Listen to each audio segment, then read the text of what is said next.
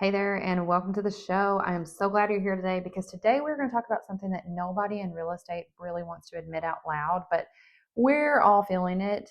We're going to talk about the cost of transaction chaos. All right. Now, I know you're probably thinking, oh, I've got chaos under control.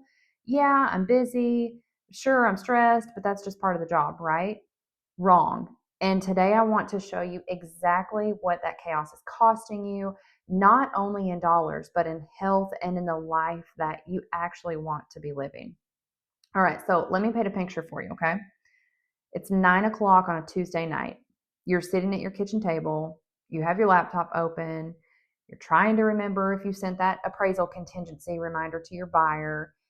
Your spouse walks by and gives you that look, and you know the one I'm talking about, the are you seriously working again look.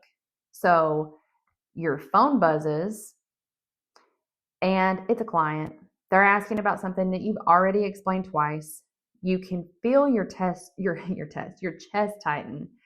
You can feel that just frustrated, anxious feeling. Does that sound familiar to you? Well, what a lot of agents don't realize is that transaction chaos, it's not just annoying, it is literally costing you money, it is costing you time, it is costing you your freedom, it is costing you your work-life balance that you want. And I want to break this down for you today. So first, there's the obvious stuff, okay? You might have some missed deadlines that's going to cost your clients money, which means they're obviously not referring you or referring anyone to you. And that delayed closing, that can push your commission check to the next month, when you had already budgeted for this month. So there are also errors, the errors that require you to hire somebody else to fix them, or worse, they may even expose you to a liability. But here's where it gets really expensive, and that is every time you have to stop what you're doing to put out a fire. And let's be honest, like, how many times a day do you have to stop what you're doing to put out a fire, or to search through your email for a document, or to remember what you were supposed to do next? You're losing what economists call switching costs. And studies show that it actually takes an average of 23 minutes to fully refocus after an interruption. 23 minutes. That's almost half an hour to fully regain that focus after you were interrupted by something so simple, so minute, cost you 23 minutes. So let's do the math. If you are interrupted 10 times a day, and let's be honest, it's probably more than that, you are losing almost 4 hours of productive time. 4 hours. That is half of your workday spent trying to remember what you were doing. Okay, now I want to talk about the opportunity cost, because this is a big one that nobody calculates. Every transaction that you are doing manually, every email that you are typing from scratch, every deadline that you're tracking, or I hope you're tracking, but you're doing it in your head, that's time you're not spending on revenue generating activities. You know what I mean? Like, you could be on listing appointments. You could be calling your sphere. You could be creating content. You could be building relationships. You could be out showing houses. You could be out, you could be doing 1,000 other things, but you are drowning in admin tasks. So here's a question I want to ask you. I want you to ask yourself right now, how many transactions could you realistically handle if you had systems in place? Now, I'm not talking about hope. I'm not talking about hustle. I'm talking about actual systems, actual tools.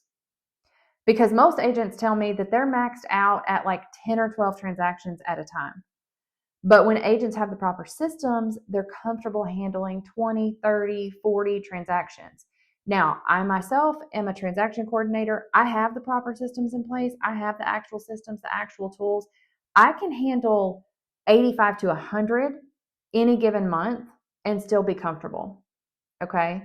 Yeah, it gets a little hectic sometimes, but the way that I have the system set up, the tools set up, the processes set up, and I have everything streamlined to be as easy and efficient as possible, I can still handle 85 to 100 transactions and still not work more than 40 hours a week.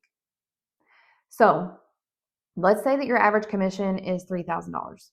All right. So if you could handle just 10 more transactions per year, because you had the time to actually prospect, to actually do those relationship building activities instead of being buried in transaction management and admin tasks, that's $30,000 per year every year. But okay, we're not finished. It gets worse. I want to talk now about the hidden health cost, the stress, the anxiety, the Sunday scaries, knowing that Monday is coming and you're already behind.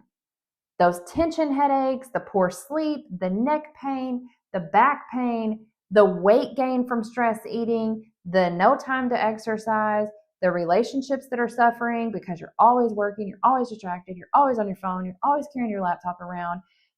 Your kids, they want you to be there, they want you to be present. You can't be because you're constantly working.